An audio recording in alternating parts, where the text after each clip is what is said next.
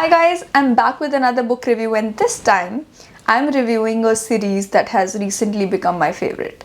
It's called H2LiftShips by Bob Freeman. Yes, the name is a mouthful, but the plot, the characters, it's amazing.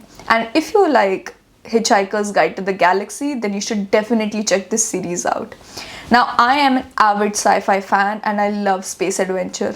Like every time I come across a book which is set in space, I have to read it because these stories set up in space have different kinds of dynamics between characters, and there's just no limit to creativity. You can come up with absolutely anything. But your story still needs to have that research to be able to back it up. And that's why I really like this series, because it's a mixture of having that understanding of space, having that understanding of technology that is required in space, but also fun, entertaining stories, hilarious characters. And the characters can be like from humans to animals to different species altogether. There's so much diversity in characters, and by that I don't mean their ethnicities, by that I mean the different kind of species that are represented in this book series. It can be quite a lot, but it's quite fun to read. We'll go into the overview of each of the books that I read, but I wanted to give you a sweeping overview of the entire saga. Some of the things to keep in mind if you're starting it is, if you are a sci-fi fan, if you like space adventure, then this series is something you might appreciate. But if you're like starting out into the genre, then I will recommend like which books to start from. This entire series, the H2LiftShips series, I started reading because the first book that I came across, it was written as a space manual, and I was like, how can you write a space manual as a fiction story, as a science fiction story, and still have it? I mean, the reviews that I read before that, they mentioned that it was entertaining, and I was like, a space manual sounds so boring. I don't know how you can make a space manual interesting.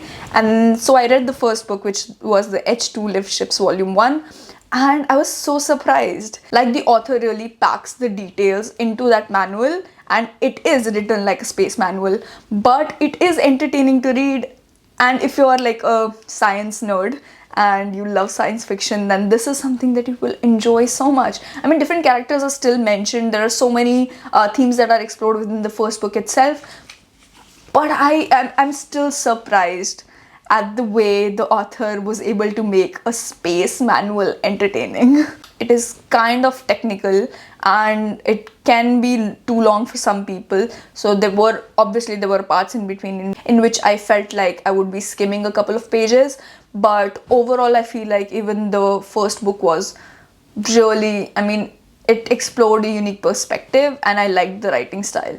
So that's why I jumped on to book 2, which I feel like that is the only book in the series that I didn't enjoy as much. So I'm like giving you that heads up. Like, if you start the series, the first book is going to be kind of overwhelming because of the language it's written in, but it's also like, it's fun to read. But the second book was kind of disappointing for me because of the standard that the first book set. I was really expecting more. The second book is more about the backstory of the different characters, and it's literally named H2LiftShips Backstory. And the second volume, if you want to understand the context in which these characters operate, or like the baggage that these different kinds of characters have, then you would want to read backstory. But if you want to just like read about the space adventures part, then I feel like you can skip part 2 as well. You can just go from first to third and fourth. The reason why I say that is because the second book is not necessarily shorter than the first book, but it felt in parts that the story was kind of dragging on. I mean, personally, I love reading like extra novellas wherever I get to find out more about the characters that I liked in the first book. But with this, it just felt like it was dragged on a bit.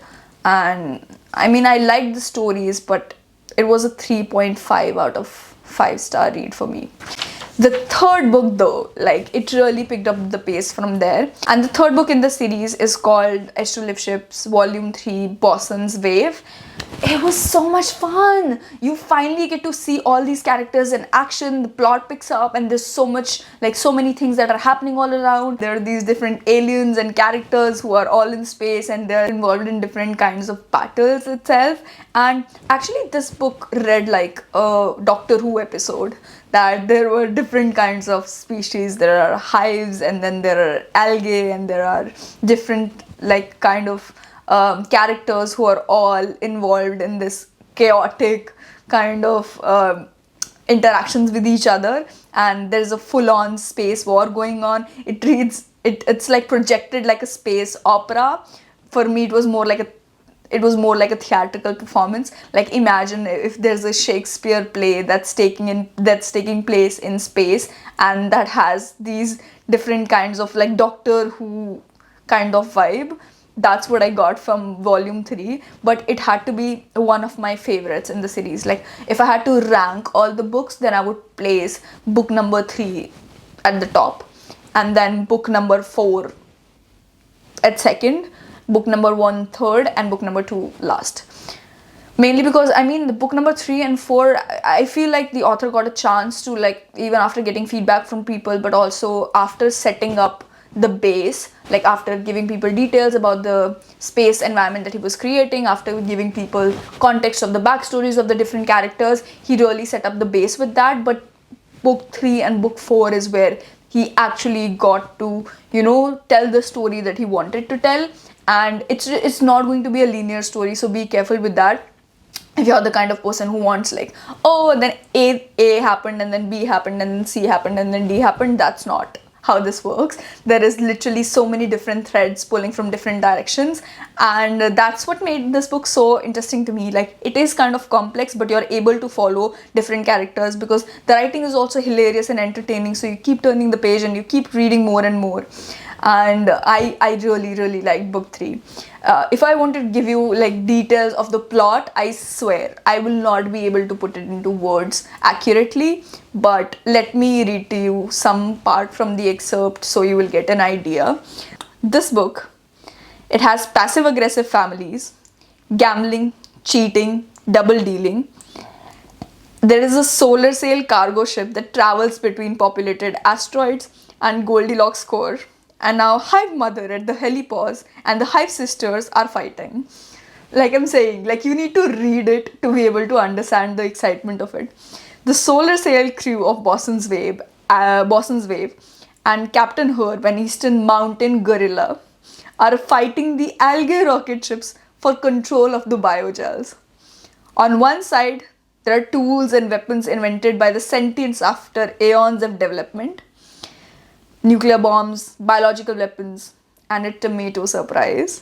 On the other hand, accumulation of brainless algae have joined with angry biogel computers, and they're calling the shots.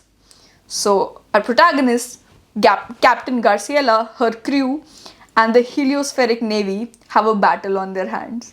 Sounds exciting, right? But like I said, you really have to read it to get the vibe of the entire stories. And if I'm talking about favorite characters, then I of course have to talk about book number 4, which is named H2LiftShips Boston Wave Volume 2. And in that we get to find out more about the dynamics Captain Garciela has with her parents, and also the talking gorilla, and also all these different people who were part of the space crew. I forget the names because I've read these books a while ago, but there are so many different characters, and each of them has such unique characteristics. But I especially like the ones that were sarcastic, that were funny, that had like different kinds of sense of humor seeping into the conversations. And overall I feel like this series, and especially book 4 as well, like book 4 has much more mature storytelling than the rest of the books. Like I mentioned, like of course it gets better with each book, but book 4, because it's supposed to be like there is so much momentum built up from the past 3 books that it is a place where the author really got to like showcase his creativity and explore all these different directions that the story could go in.